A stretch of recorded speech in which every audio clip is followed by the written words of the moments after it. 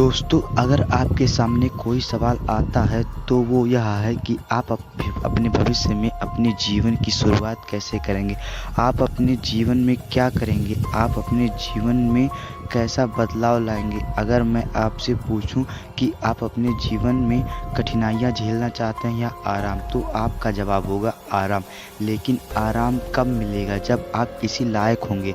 अगर मैं आपसे कहूं आप अपने जीवन को कैसा जीना चाहते हैं, शान से या फिर आम आदमी की तरह, तो आपका जवाब होगा शान की ज़िंदगी जीना चाहता हूं।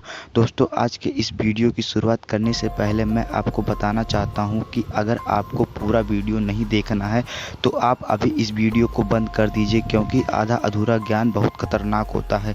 लेकिन आपको पूरा वीडियो देखना है तो एक भी पार्ट मिस मत कीजिए। तो वीडियो का सबसे पहला उद्देश्य है स्टैंडर्ड ऑफ लिविंग। मैं आपको बता दूं कि एक पॉइंट बहुत ही महत्वपूर्ण है, इसीलिए इसको ध्यान से सुनना। अगर कहीं पर झगड़ा हो रहा है और आप वहां से गुजर रहे हैं तो आप झगड़े का मज़ा नहीं लेना है। आपको झगड़े का मज़ा नहीं लेना है, आपको झगड़े का निपटारा करना है, झगड़े को ख़त्म करना है। लेकिन कब?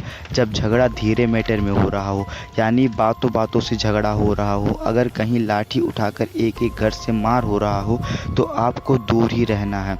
नंबर 2, आपको बातों बातों पर आम आदमियों की तरह झगड़ा नहीं करना है। जैसे वो लोग छोटी सी बात को लेकर इतना ज़्यादा सीरियस हो जाते हैं कि मानो उनके ऊपर पहाड़ टूट गया हो।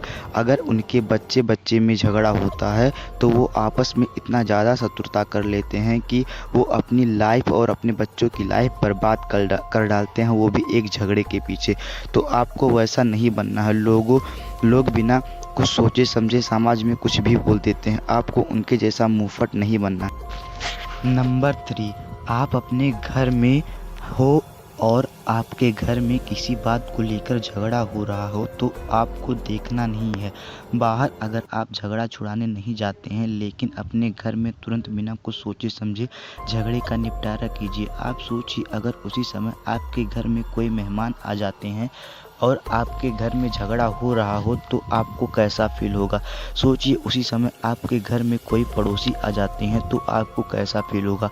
भले ही आप झगड़ा ना कर रहे हों, घर के लोग झगड़ा कर रहे हों, लेकिन उस समय आपको क्या फील होगा, सच बताइए। इसीलिए दोस्तों, आप जितना हो सके अपने खुद की बनाई हुई मुसीबतों से बचें। मतलब जिस मुसीबत के कारण आप ही होते हैं, उन मुसीबतों से बचिए। नंबर 4, अगर आप कहीं जा रहे हों तो कैसा पहनावा होना चाहिए। भले ही आपके पास नए कपड़े ना हो, पुराने कपड़े को नए के बेहतर बनाएं। आप कुछ भी पहनकर कहीं भी मुंहफटों की तरह मत जाइए। आप कुछ पहनकर देखते हो, आपको अच्छा नहीं लगता है, लेकिन अगर आप किसी से पूछते हो तो वो बताता है कि भाई मस्त लग रहा है। फिर से आपको किसी और से पूछना है। अगर 2 लोग बिना कुछ पूछे आपके कहते हैं भाई मस्त लग रहा है, तो आप पहनकर जाइए। लेकिन अगर आपको अच्छा नहीं लग रहा है और वो लोग बताने में हिचकिचाते हैं तो आप वो पहनकर मत जाइए। नंबर 5, अब आता है कमाई, खानगी, कंजूसी। सब कुछ इस 5वें पॉइंट में बताया जाएगा, इसीलिए दोस्तों ध्यान से सुनिएगा। कमाई एक ऐसी प्रथा है जो कि इस पृथ्वी पर पैदा हुए कोई भी मनुष्य बिना कमाई किए नहीं मरता है। कोई कम कमाता है तो कोई ज़्यादा कमाता है, कोई सही रास्ते से कमाता है तो कोई गलत रास्ते से कमाता है। लेकिन आपको क्या करना है, आपको सही रास्ते से ज़्यादा पैसा कमाना है। मतलब आप अगर पढ़े लिखे हो तो आपको जॉब के पीछे नहीं भागना है। जॉब के पीछे भागकर आप अपना टाइम मत बर्बाद कीजिए। आप अपना कुछ कीजिए, छोटा ही सही, धीरे धीरे बढ़ेगा, लेकिन बढ़ेगा। शांत मत बैठिए।